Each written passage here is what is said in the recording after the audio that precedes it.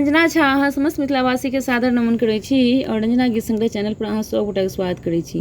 आइ एहि चैनल पर हम एकटा सुंदर मैथिली भगवती गीत लऽ कऽ उपस्थित छी। आशा करै छी अहाँ सबके गीत सुनबा में नीक लागत। तऽ सुनी सब गोटा एकटा सुंदर मैथिली भगवती गीत।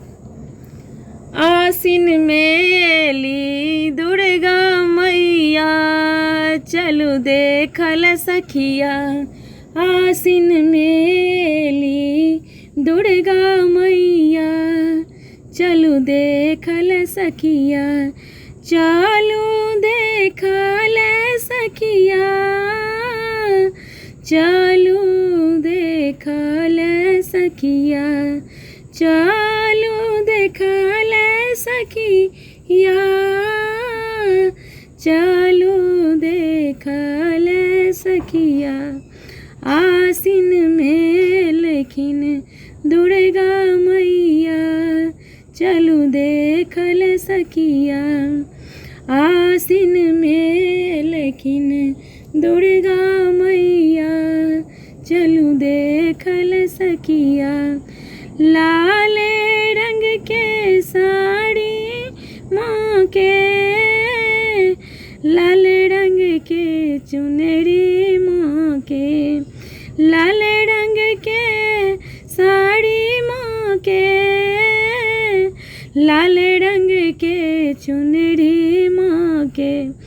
शोभै छन लाले साज सिंगरिया शोभै छन लाले साज सिंगरिया चलू देखल सखिया। शोभै छन लाले साज सिंगरिया चलू देखल सखिया। आसिन में एली दुर्गा मैया चलू देखल सखिया। लागल छै भीड़ बड़ भारी आयल छै सब नर नारी। लागल छै भीड़ बड़ भारी आयल छै सब नर नारी। देखल हुनकर मोहनी मूरतिया देखल हुनकर मोहनी मूरतिया चलू देखल सखिया। आसिन में एली दुर्गा मैया चलू देखल सखिया।